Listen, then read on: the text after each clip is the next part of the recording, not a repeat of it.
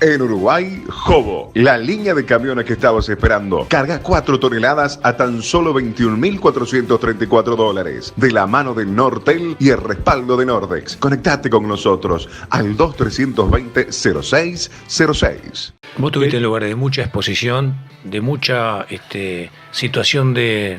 Te digo, cuando fuiste director, por ejemplo, de la DGI, por lo menos para mí era lo que más me enfocaba cuando miraba los noticieros. Eso debe ser fuerte, esa exposición en un lugar tan, yo diría, estratégico, si se quiere, de que tiene que pagar impuestos, sos el malo de la película.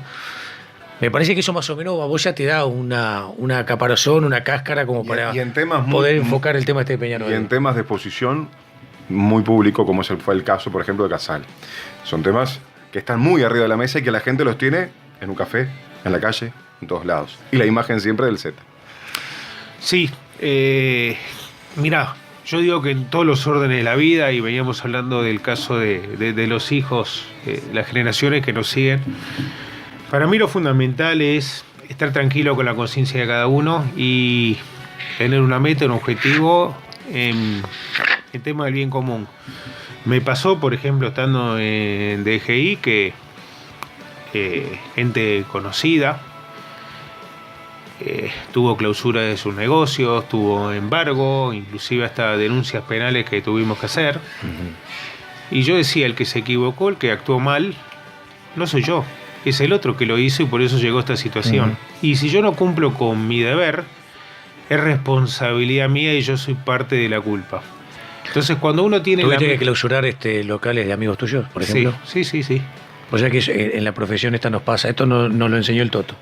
Ahí, digámoslo como corresponde. Que muchas veces hay gente que vos querés realmente, que apreciás, y la tenés que criticar. Y por ahí de repente hay gente que ni te va ni te viene. O por ahí despreciás porque tuviste un lío que le tenés que elogiar. Pero también es parte de esto, porque si no, no irías de acuerdo con lo que muchas maneras uno trata de pensar, expresar y desarrollarse. Es duro, es duro. Es duro, pero si uno tiene la conciencia tranquila y tiene trazado el norte, los objetivos a dónde llegar, es la manera de trabajar sabiendo lo que quiere hacer. ¿Con algún amigo terminaste enemistado producto de esto de que vos cumpliste con tu deber? Algún amigo se enojó conmigo y ahí me di cuenta que no era amigo. Uh-huh. Y me pasó con casos de gente que tuvo inspecciones muy duras, muy fuertes. En la DGI en mi época simultáneamente, no sé ahora, pero tenía miles de expedientes simultáneos. Si uno no está al tanto de los problemas gruesos, los grandes, hace un pareto viendo los que hay. Y ese amigo, a los 2 días, me lo encuentro un día y me dice, hace 2 días estuve en tu oficina. Y lo miro y le pregunto por qué. Porque fui a firmar y buscar una manera de cómo pagar a través de convenios que tiene el sistema de la DGI. Y lo miro y le digo, ¿tuviste una visita de fiscalización? Sí. Y te lo digo ahora porque ya terminé, ya firmé y todo. Yo con esa persona, chapó, me saco el sombrero, y ese es un amigo en serio. En serio. Otro que piensa que porque teníamos relación, había una amistad, yo iba a torcer algo para favorecerlo, pero ni loco. Y sí, se enojó, me di cuenta que no era un amigo de verdad. Una cosa que quiero comentar, ustedes comentaban en el arranque cosas que aprendieron el Toto da Silveira, eso nos tiene en común. Uh-huh. Yo siendo muy joven, recién recibido, entré a trabajar en una organización que era la Comisión de Análisis Financiera, donde el Toto era el jefe de jurídica. Es verdad. Y yo era un contador, jovencito, recién recibido, un equipo muy joven, y el Toto nos enseñó muchas cosas, y para nosotros cuando terminamos de trabajar, era a las 7 de la tarde, la hora que terminábamos, nos juntábamos todos los jóvenes alrededor de la mesa para escucharlo al Toto, que era algo, una enciclopedia del fútbol. ¿Y qué es lo que hacíamos en esa comisión? Eran empresas que venían endeudadas del año 82, del quiebre de la tablita, que el dólar saltó, las empresas que han endeudado, cómo buscar una manera entre los bancos, las instituciones financieras, que eran los creadores, y las empresas, que la gran mayoría de las empresas del país estaban muy mal y con deudas muy grandes con los bancos, cómo buscar una manera que refinancie, darle dentro de un marco legal que se creó por parte del primer Parlamento Democrático en el año 85-86, y una ley con ciertos parámetros, y esa comisión buscaba viabilizar las empresas para aumentar las unidades productivas, la fuente de trabajo. Y esa fue mi primera experiencia de cómo buscar reperfilar deudas y cómo buscar viabilidades.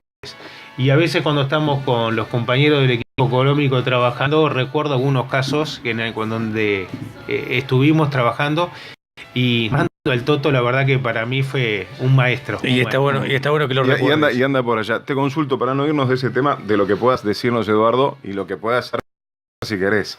De esa situación que se dio con Casal, ¿qué experiencia te dejó? Se habló mucho de esa circunstancia.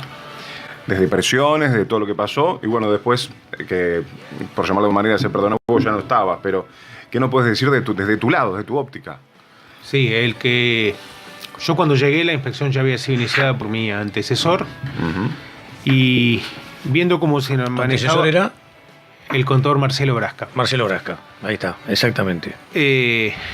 Lo que hice, me junté con la gente de fiscalización y Pillo Bozos de Liverpool. Tenía en aquel momento acompañándome a Nelson Hernández. Nelson Hernández, exactamente. Gran hincha de Liverpool, le mandamos un saludo. Y lo que hice, me junté con la dirección de fiscalización, con el equipo de planificación y dije, muchachos, el tema de fútbol, todo el mundo sabe de que una cosa es lo que se dice y otra cosa es lo que pasa. Y se mentía mucho y se engañaba mucho. Entonces lo que dijimos es, para realizar un pase, eso se mantiene hasta hoy en día, la Asociación Uruguaya debe hacer el transfer hacia el otro país. Empezaban los momentos de internet y dijimos, bueno, acá se canta una cifra de venta de un jugador y después cuando vamos a los clubes aparecían otras cifras, otras cosas. Entonces, ¿qué es lo que hicimos? Conformamos un grupo, hablamos con la gente de la Asociación Uruguaya de Fútbol de aquel momento y periódicamente, de forma sistemática, se iba al AUF, se miraba el libro de transferencias y ahí se veía dónde se vendía. Y después se planificaba la inspección. Antes de iniciar la inspección, se veía a través de internet cuánto declaraba el club en Europa que había pagado por ese club para tener una prueba, porque en el fútbol podría haber contrato 1, contrato A y contrato B. Claro. Y dentro del tema fútbol visitamos no solamente a Paco Casal, sino a los otros contratistas. Y bueno, dentro del debido proceso, las garantías que tiene cualquier actuación inspectiva, fue un proceso largo. La DGI trabajó visitando la AUF, visitando los equipos, visitando los contratistas.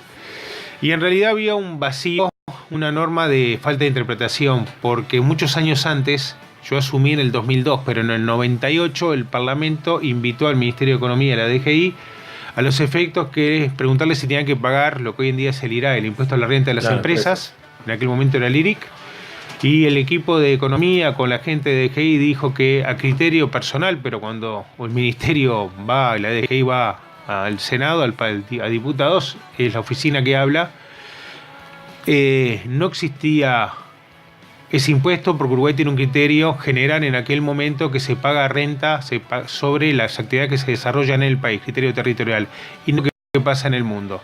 Pero en realidad cuando un jugador juega acá, está generando la renta en Uruguay. Entonces, ¿qué fue lo que hizo en aquel momento el Parlamento? Creó un impuesto nuevo que era impuesto a la transferencia a los jugadores, donde tenía dos destinos específicos. Se pagaba un 5% un 5% figurado del pase, se pagaba de ese impuesto. Y ese tenía dos destinos específicos y lo tengo muy presente porque mi actividad en salud pública era una de mis fuentes de ingresos. La mitad era para los enfermos del SIDA, para poder comprar medicamentos, una atención acorde y necesaria. Y por tanto, yo estando en salud pública ya en el 2001, llamaba a Brasca y le decía, Marcelo, vi en el diario que vendieron a tal jugador en tanto, a nosotros nos toca 5%. Tanta plata, ¿cuándo me están mandando la plata? Claro. Y bueno, hubo presiones, hubo cosas, la actuación se mantuvo, los técnicos trabajaron y después que yo renuncié a la DGI en el año 2007, la Presidencia de la República, años más tarde, llegó a un acuerdo con Casal. Eso es lo que te iba a preguntar. Para cerrar este tema, ¿te llamó la atención ese especie de decreto del Poder Ejecutivo donde en buen romance archivaba todo lo que se venía trabajando, investigando? Hay que tener la información precisa para poder opinar. Y yo una vez que me fui de la DGI, también para mí estaba el secreto tributario, el secreto de las actuaciones. La DGI siguió trabajando, siguió encontrando cosas. Yo nunca supe exactamente qué, uno puede tener el olfato, el presentimiento, no lo sé. Y lo que hizo el presidente Mujica, lo hizo el presidente Mujica. Él tendrá sus razones y saber por qué se llegó a ese acuerdo.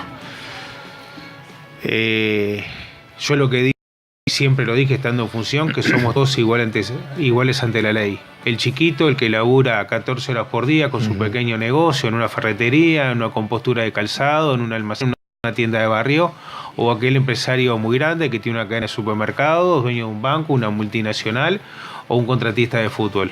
Y para mí la ley no exime por nada. Y esa fue la manera que actué yo, mi responsabilidad. Cómo actuaron los demás depende de cada uno con la información que tiene cada uno.